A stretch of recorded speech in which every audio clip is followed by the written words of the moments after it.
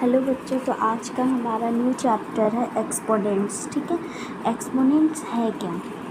अब आप मान लो एक्सपोनेंट्स जैसे एक हम ले लेते example 2 to the power cube है। ठीक है, 2 टू द पावर क्यूब है तो 2 हमारा क्या हुआ, ये 2 जो है हमारा बेस, 2 हमारा बेस हुआ और 3 जो है ये 3 हुआ एक्सपोनेंट्स। ठीक है, 2 टू द पावर 3 में 2 हमारा बेस हुआ और 3 जो है हमारा एक्सपोनेंट्स हुआ। तो हम इसको लिखेंगे क्या, 2 टू द पावर 3 है, इसका मतलब 2 इंटू 2 इंटू 2। इसका मतलब क्या हुआ कि 2 टू द पावर 3 एक्सपोनेंट्स हो गया, एक्सपोनेंट्स हो गया ये नंबर ऑफ़ टाइम्स। ठीक है, नंबर ऑफ़ टाइम्स, और ये जो है हमारा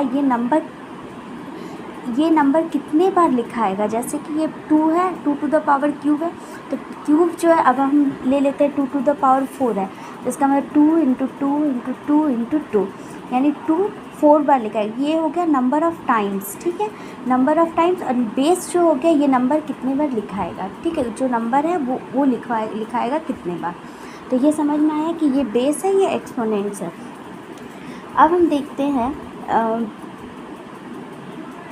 कौन सा नंबर ये जो हुआ, ये कौन सा नंबर कितने बार मल्टीप्लाई होगा।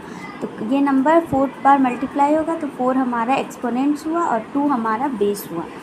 अब एक है जैसे एक है -a to the power n।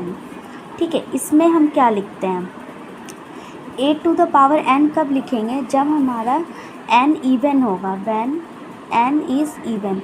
जब n हमारा इवन होगा तो हम उसे a to the power n लिखेंगे, और -a to the power n कब लिखेंगे, जब व्हेन n इज़ ऑड।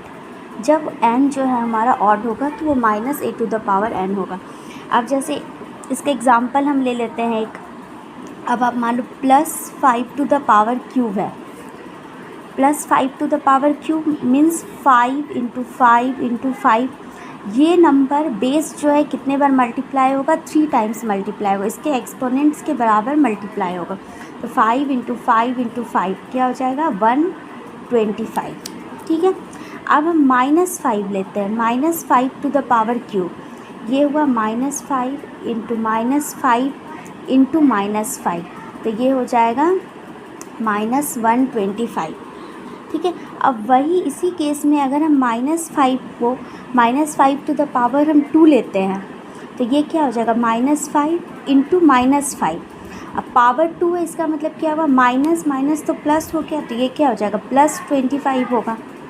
ठीक है, क्या होगा, +25 होगा।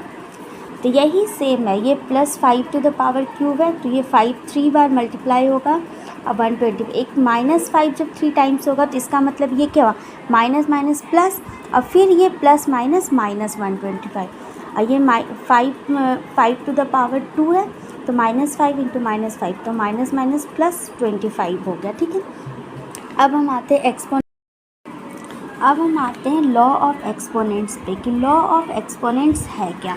अब जैसे हमारा फर्स्ट लॉ क्या हो जाएगा, a to the power m है into a to the power n है, a to the power m into a to the power n। इसमें क्या हो जाएगा, पावर इंटू में जब रहेगा तो पावर बेस सेम है, और इंटू में हमारा एक्सपोनेंट्स है, पावर है, तो वो क्या हो जाएगा, a टू द पावर हो जाएगा m प्लस n। ठीक है, अब आते हैं सेकेंड लॉ में, a to the power m divide a to the power n है, डिवाइड में है तो ये पावर हमारा क्या हो जाएगा, माइनस हो जाएगा, a to the power m minus n। ठीक है, अब उसी तरीके से अब हमारा थर्ड लॉ है, a to the power m whole to the power n है, तो ये क्या हो जाएगा, a to the power mn हो जाएगा। ठीक है, पावर मल्टीप्लाई हो जाएगा, a to the power mn।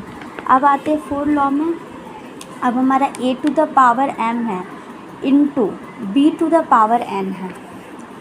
इसमें क्या होगा, ये तो हमारा इंटू था और बेस सेम था, तो हमारा पावर जो था वो ऐड हो गया।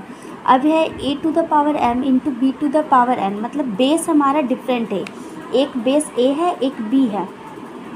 ठीक है, ओ सॉरी ये n होगा, हाँ a to the power n, power same है, बेस डिफरेंट है और पावर हमारा सेम है, n है, a to the power n और b to the power n, तो ये हो जाएगा a b to the power n हो जाएगा। ठीक है, ये दोनों मल्टीप्लाई हो जाएगा।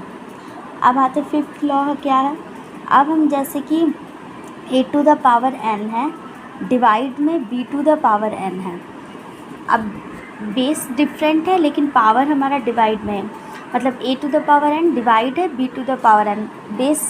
बेस डिफरेंट है और पावर सेम है लेकिन डिवाइड में है, तो ये क्या हो जाएगा a by b to the power n हो जाएगा। ठीक है।